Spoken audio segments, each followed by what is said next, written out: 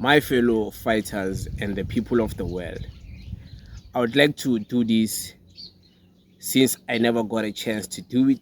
I would like to do it with this video and also expand more into the conversation relating to our beautiful sister who has passed away, the journalist Tshidi Madia. I would like to, as decent Q, say RIP to Tshidi Madia.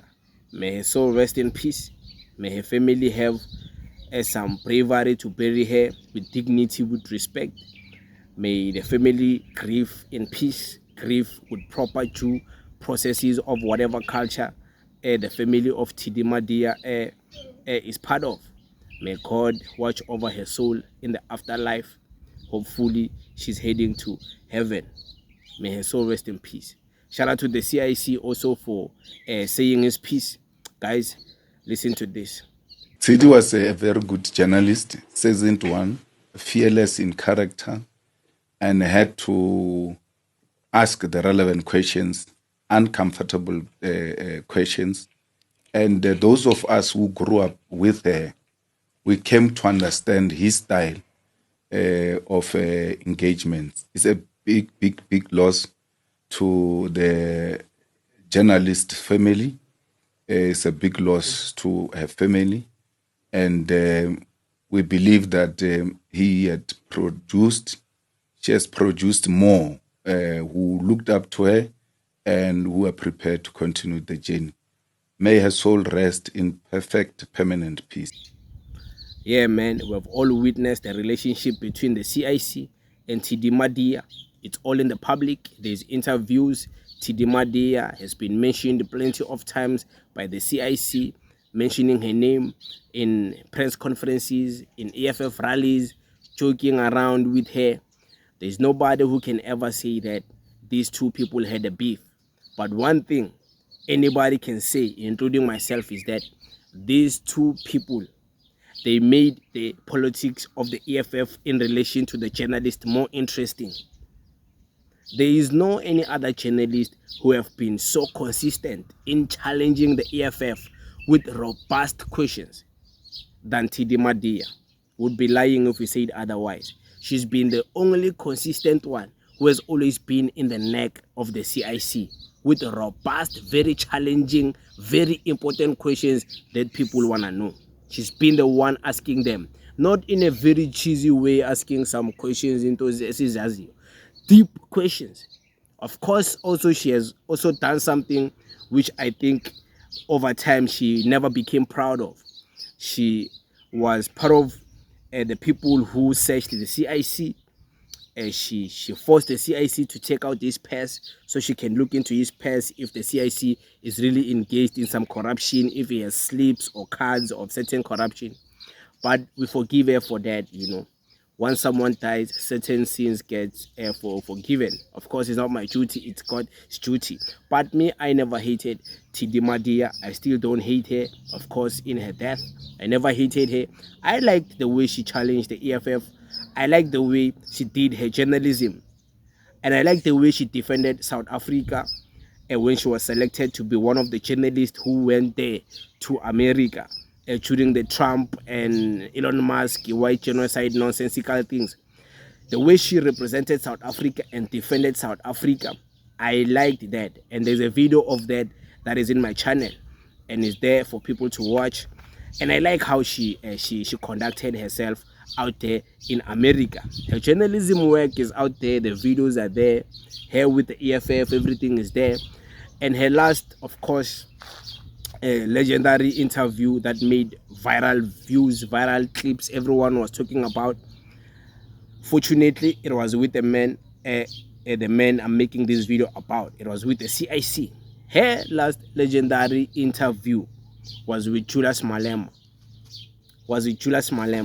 Lord knows. Only Lord knows. We couldn't have known, but God knew. We couldn't have known.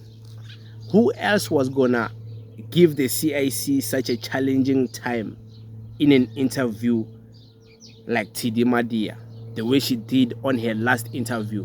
You guys can go back and watch it. She was not being friendly with him. Of course, not this friendly. I mean, she was not letting him go, or she was not letting him dodge some questions.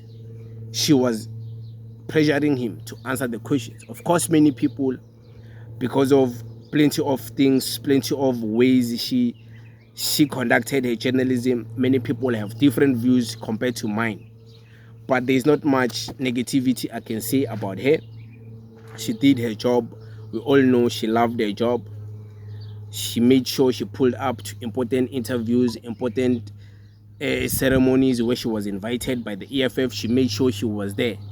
So we can't say she was never involved in the revolution of the journalist being capturing the revolution. She has been there. She have always been there.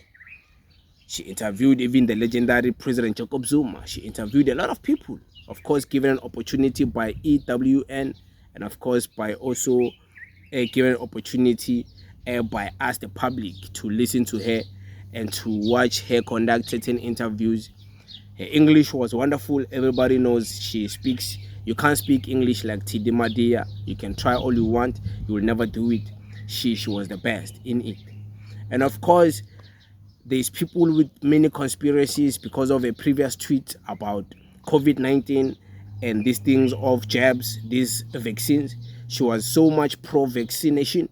She was proud to be a vaccinated person. She never used to like people who never used to vaccinate during COVID-19 lockdown and all of those nonsensical things imposed on us by Lord knows who. She was pro that type of establishment system. I don't know if maybe that was influenced because maybe she was a journalist. She was forced also to push that thing, that narrative. I don't know. Allegedly, I might be wrong. But yeah, people need to know she was also part of those people who used to be pro-vaccination. People are coming with conspiracies trying to link her death with that. But her family released a statement. They say her death is because of health reasons.